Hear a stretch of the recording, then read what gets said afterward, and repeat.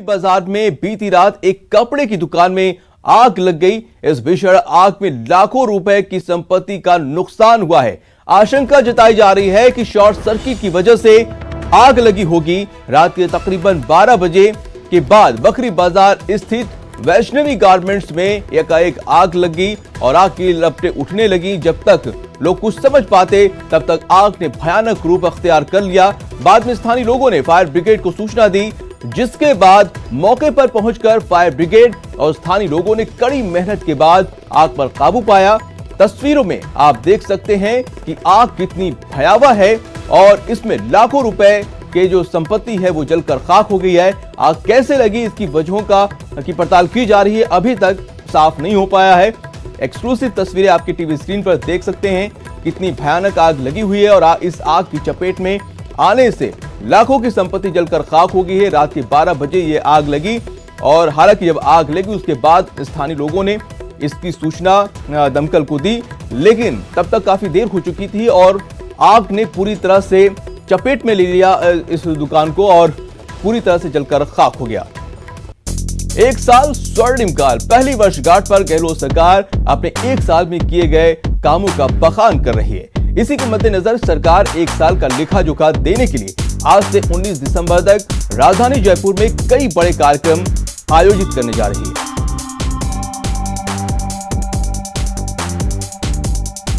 राजस्थान राज्य के मुख्यमंत्री के रूप में मौका खास है, दिन भी खास, उपलब्धियां बेशुमार हैं। ठीक एक साल पहले 17 दिसंबर 2018 को अशोक गहलोत ने राजस्थान के मुख्यमंत्री पद की शपथ ली थी। वो दिन है और आज का दिन। मरुधरा लगातार विकास के पथ पर अग्रसर है। जब झोली में उपलब्धियां ही उपलब्धियां हो तो जश्न तो बनता ही है। लेकिन अशोक गहलोत की सोच देखिए, सरकार की पहली वर्षगांठ पर भी सादगी का ही संदेश है। सबसे पहले देखिए मंगलवार को प्रदेश में क्या खास होने वाला है। सुबह 7:30 रन फॉर निरोगी राजस्थान का आयोजन। सीएम अशोक गहलोत दिखाएंगे दौड़ को हरी झंडी। अल्बर्ट हॉल से शहीद स्मारक तक इस दौड़ का आयोजन होगा। सुबह 10:30 JKK में सरकार की उपलब्धियों की प्रदर्शनी का उद्घाटन। सीएम गहलोत करेंगे प्रदर्शनी का उद्घाटन। दोपहर 12:30 विद्याधर नगर स्टेडियम में होगा किसान सम्मेलन। सम्मेलन में सीएम अशोक गहलोत करेंगे कई घोषणाएं। तो पहले सुबह 7:30 बजे 17 तारीख को निरोगी राजस्थान के लिए दौड़ होगी, अल्बर्ट हॉल से लेके शहीद स्मारक तक और वापस वहाँ से वहाँ आएंगे। ये 7:30 से 8:30 बजे तक होगा। फिर उसके बाद में 10:30 बजे से लेके और 12:30 बजे तक हमारा दूसरा कार्यक्रम है। इसके बाद किसानों का कार्यक्रम है। 18 दिसंबर को भी गहलोत सरकार की पहली वर्षगांठ को लेकर कई कार्यक्रम होंगे। सुबह 9:30 जनता क्लिनिक का आगाज। मालवीय नगर के सेक्टर 1 में जनता क्लिनिक का होगा शुभारंभ। सीएम अशोक गहलोत जनता को देंगे जनता क्लिनिक की सौगात। सुबह 10:30 निरोगी राजस्थान का राज्य स्तरीय समारोह और जन आधार योजना की लॉन्चिंग। दोपहर 1 बजे दुर्गापुर के सियाम में महिला सशक्तिकरण सम्मेलन। इंदिरा प्रियदर्शनी योजना की लॉन्चिंग होगी। अब जरा 19 दिसंबर को होने वाले कार्यक्रमों पर भी नजर डाल लीजिए।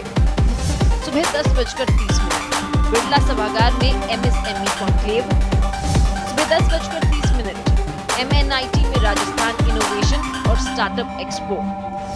दोपहर 3 बजे MNIT में सीएम स्वीकृति पत्र वितरित करेंगे।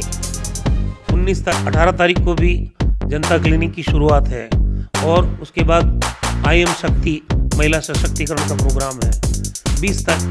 18 को भी है, 19 को भी है। 19 को है उद्योग धंधे जो लगा रहे हैं लोग MSME, उनके लिए है। राजधानी में 3 दिनों के कार्यक्रमों के बाद जिला स्तर पर भी कई कार्यक्रमों का आयोजन किया गया है। 19, 20 और 21 दिसंबर को जिलों में होने वाले कार्यक्रमों में मंत्री से लेकर विधायक तक राज्य सरकार की उपलब्धियों का प्रचार प्रसार करेंगे। जयपुर से न्यूज़ 18 के लिए गोवर्धन चौधरी की रिपोर्ट। वो गेम चेंजर हैं, वो जननायक हैं, वो जो वादा करते हैं उसे पूरा करते हैं। उनके लिए जनता का हित सबसे पहले। उनकी सरकार को 1 साल हो गया है और साल भर में जो उनकी सरकार ने किया वो काबिल तारीफ है। ये रिपोर्ट है।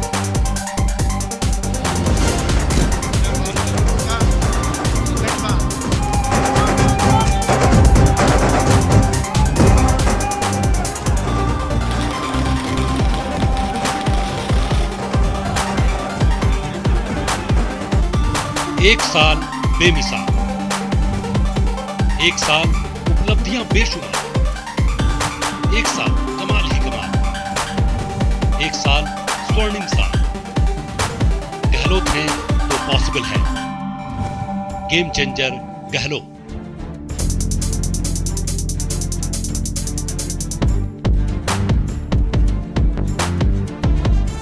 जिनकी नीति का लोहा हर कोई मानता है, जिनका अनुभव विकास की राह तय करता है, जिनकी सुलझी सोच से हर कोई वाकिफ है, और रणनीति ऐसी कि जो सूबे के लिए जन कल्याणकारी बन जाती है। वो महात्मा गांधी को आदर्श मान दिन रात जनसेवा में जुटे रहते हैं। वो विकास पुरुष हैं, गरीबों के मसीहा हैं, वो जन नायक हैं। मैं अशोक गहलोत ईश्वर की सेवा देता हूँ कि जो विषय राजस्थान राज्य के मुख्यमंत्री के रूप में प्रत्यक्ष अथवा कर्तव्य का श्रद्धापूर्वक से निर्वहन करूँगा।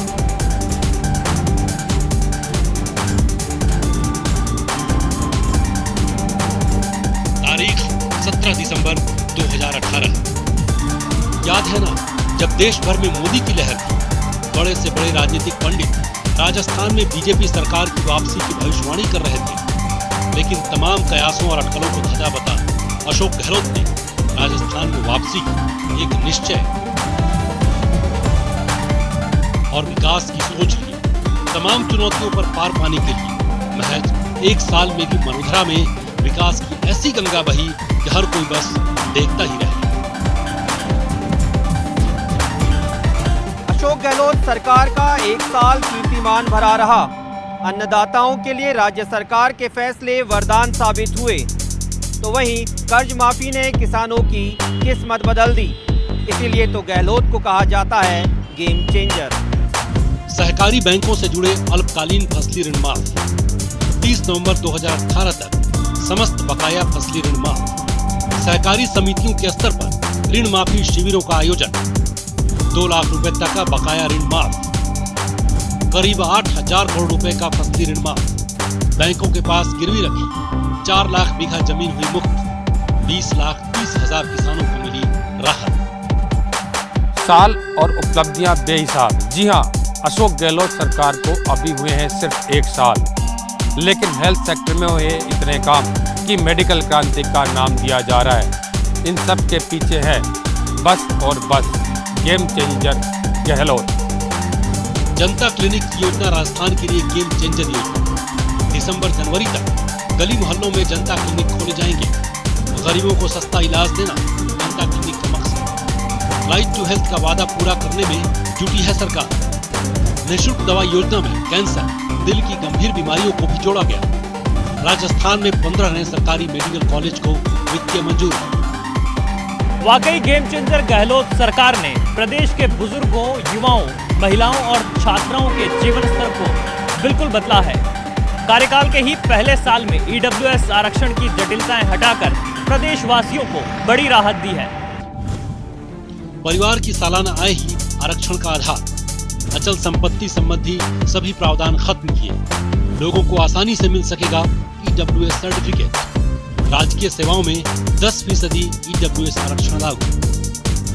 नए फैसले से शिक्षण संस्थानों में भी मिलेगा लाभ। बड़े शहरों में 100 वर्ग गज, छोटे शहरों में 200 वर्ग गज के प्रावधान को हटाया। शहरी क्षेत्रों में मकान होने के प्रावधान को भी खत्म किया। 5 एकड़ और इससे ज्यादा की कृषि भूमि का प्रावधान खत्म किया। शहरी आवासीय फ्लैट के प्रावधानों को भी खत्म कर दिया गया। यह आरक्षण आर्थिक रूप से कमजोर सामान्य वर्गों के लिए है। एक वक्त वो भी था जब राजस्थान में मनरेगा योजना की रफ्तार धीमी पड़ चुकी थी, लेकिन जैसे ही कांग्रेस सत्ता में आई, मनरेगा की रफ्तार भी बढ़ी और काम भी। गहलोत सरकार के अहम फैसलों से सुस्त पड़ी मनरेगा योजना अब रफ्तार पकड़ चुकी है। 3 महीने से कम वक्त में 11 करोड़ 68 लाख मानव दिवस का सृजन हुआ। फॉर्म 6 के जरिए जागरूकता अभियान चलाया गया। एक साल में मनरेगा के श्रमिकों की संख्या बढ़कर 33 लाख पहुंच गई है, जबकि एक साल पहले मनरेगा के तहत श्रमिकों की संख्या करीब 8 लाख ही थी। वित्तीय वर्ष 2018-19 में मानव दिवस का लक्ष्य 22 करोड़ से बढ़ाकर 25 करोड़ किया गया, जिसमें 29 करोड़ 42 लाख 46 हजार मानव दिवसों का सृजन किया गया। जबकि वित्तीय वर्ष 2018-19 में 5,88,000 परिवारों ने 100 दिन का कार्य पूर्ण किया। वित्तीय वर्ष 2018-19 में 4,05,000 से ज्यादा कार्य मनरेगा योजना के तहत पूरा किया गया। प्रदेश की कमान संभालने के साथ ही गहलोत सरकार के सामने सूखा और पेयजल की समस्या विकट चुनौती थी, लेकिन एक साल के नीतिगत फैसलों में गहलोत सरकार ने वो कर दिखाया जो किसी ने सोचा नहीं था। गेम चेंजर गहलोत सरकार के एक साल के फैसलों ने शहरी आबादी के साथ साथ दूर दराज के ग्रामीण इलाकों में पानी की उपलब्धता को बेहद आसान बना दिया। मार्च 2019 से शहरी उपभोक्ताओं के 15,000 लीटर पेयजल और सीवरेज शुल्क माफ किया गया। ग्रामीण क्षेत्रों में हर व्यक्ति को प्रतिदिन 70 लीटर पानी मुफ्त दिया जा रहा है। पेयजल में बैक्टीरिया की जांच की प्रक्रिया शुरू की गई। 436 नए रिवर्स ऑस्मोसिस यानी आरओ प्लांट लगाए गए। फ्लोराइड मुक्त पेयजल के लिए 488 सोलर डीफ्लोरिडेशन यूनिट लगाए गए। 2,695 नए नलकूप और 5,890 नए हैंडपंप लगाए गए। 2,33,000 खराब हैंडपंप को ठीक किया गया। बिसलपुर फेज 2 परियोजना के लिए 289 करोड़ राशि जारी की गई। पृथ्वीराज नगर पेयजल योजना के लिए 564 करोड़ राशि जारी की गई।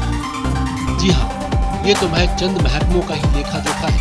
चाहे बात कानून व्यवस्था की हो, चाहे बेरोजगारों को रोजगार देने की हो, या फिर बात महिला सुरक्षा की हो, जनता की हर कसौटी पर मुख्यमंत्री अशोक गहलोत 100% खरे उतरे। तभी तो कहा जा रहा है गेम चेंजर गहलोत है, सब पॉसिबल है। Bureau report, news 18 network. खबर जयपुर से है, जहां पर व्याख्याता भर्ती परीक्षा की तिथि आगे खिसकाने की मांग कर रहे अभ्यर्थियों का कल आपको बता दें कि सिविल लाइंस फाटक पर धरना जारी है। कड़ाके की ठंड में भी अभ्यर्थी रात में धरना स्थल पर डटे रहे और ठंड से बचाव के लिए अलाव का सहारा लेते नजर आए। आंदोलन की अगुवाई कर रहे सांसद किरोड़ीलाल मीणा और बीजेपी नेता सुमन शर्मा के साथ ही दूसरे नेता भी पड़ाव स्थल पर दिखे। छात्रों को समझाने बुझाने की ये जो है पुलिस कमिश्नर आनंद श्रीवास्तव ने कोशिश की, जो कि नाकाम रही। उधर प्रतिनिधिमंडल की राज्य सरकार से बात भी किसी नतीजे पर नहीं पहुंची। और अब बात चूरू की करते हैं, जहां पर पोक्सो कोर्ट ने अनुकरणीय नजीर पेश की है। कोर्ट ने 4 साल की मासूम से रेप मामले में सुनवाई शुरू होने के 6 दिन बाद फैसला सुनाएगी। दरअसल 30 दिसंबर को मासूम से रेप हुआ था, जिसे लेकर 1 दिसंबर को भानीपुरा थाने में मामला दर्ज हुआ था और पुलिस ने महज 6 दिनों में कोर्ट में चार्जशीट पेश कर दी थी। 9 दिसंबर को आपको बता दें, चार्जशीट बहस के बाद रोजाना सुनवाई के आदेश कोर्ट ने दिए। 9 दिसंबर को 13 दिसंबर तक आपको बता दें कि 9 से 13 दिसंबर तक 15 गवाहों के साक्ष्य लिए गए। फिर 14 और 15 दिसंबर को शनिवार की वजह से अवकाश था और 16 दिसंबर को सुनवाई बहस हुई। दिनांक 16 को, आज दिनांक को प्रकरण में अभियुक्त के बयान मुलजिम लिए गए। बयान मुलजिम लिए जाकर प्रकरण में बहस अंतिम सुनी गई। प्रकरण में अब कल दिनांक 17/12 को निर्णय के लिए पत्रावली रखी गई है। उम्मीद है अभियुक्त को इस प्रकरण में निश्चित रूप से सजा होगी, क्योंकि जो इसका घिनौना कृत्य है वो समाज में रहने लायक ऐसे व्यक्ति नहीं होते हैं। और अब चलिए बात करते हैं मौसम के दर्द दिसंबर की। जी हां, सितम आपको बता दें कि सर्दी का सितम लगातार जारी है। लोग परेशान हैं, ठंड से ठिठुरते जा रहे हैं। मावट और कोहरे ने रफ्तार पर ब्रेक लगा दी है। मौसम विभाग ने अलर्ट जारी किया है, तो सर्दी का सितम जारी है। और हमारे साथ अभिजीत दवे भी जुड़ चुके हैं सीधे। और अभिजीत, क्या कुछ स्थिति नजर आ रही है? आज सर्दी का सितम लगातार देख रहे हैं बना हुआ है।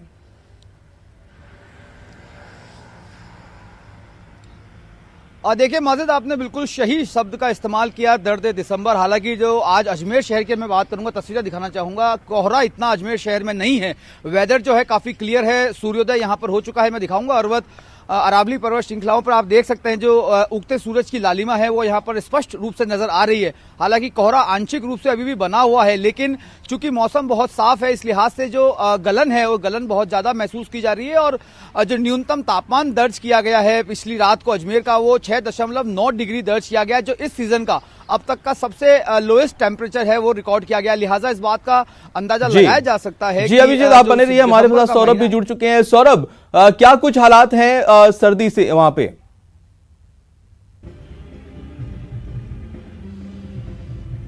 देखिए, सर्दी के तेवर लगातार तीखे होते जा रहे हैं और रोजाना टेम्परेचर जो है वो नए रिकॉर्ड जो है वो कायम कर रहा है। आज भी संभवतः राजधानी जयपुर में 8 डिग्री सेल्सियस तक तापमान जो है वो होने के आसार हैं। चूंकि 8:30 बजे तक पता चल पाएगा कि टेम्परेचर कितना है, लेकिन फिलहाल जो टेम्परेचर जो सामने आ रहा है उसके अनुसार 8 डिग्री टेम्परेचर हो सकता है। लेकिन मौसम विभाग ने साफ किया है कि अब पश्चिमी विक्षोभ का जो असर है वो पूरी तरह से समाप्त हो चुका है। यही कारण है कि अब प्रदेश के अधिकांश हिस्सों में टेम्परेचर लगातार गिरावट दर्ज की जा रही है और अगले 5 से 7 दिन टेम्परेचर जो है वो गिरावट का दौर ही देखने को मिलेगा। लेकिन खास बात यह है कि अब रात के तापमान के साथ अब दिन के तापमान में भी गिरावट दर्ज की जा रही है। दिन में जो सर्द हवाएं चल रही हैं उसके चलते मुश्किलें लगातार बढ़ती जा रही हैं।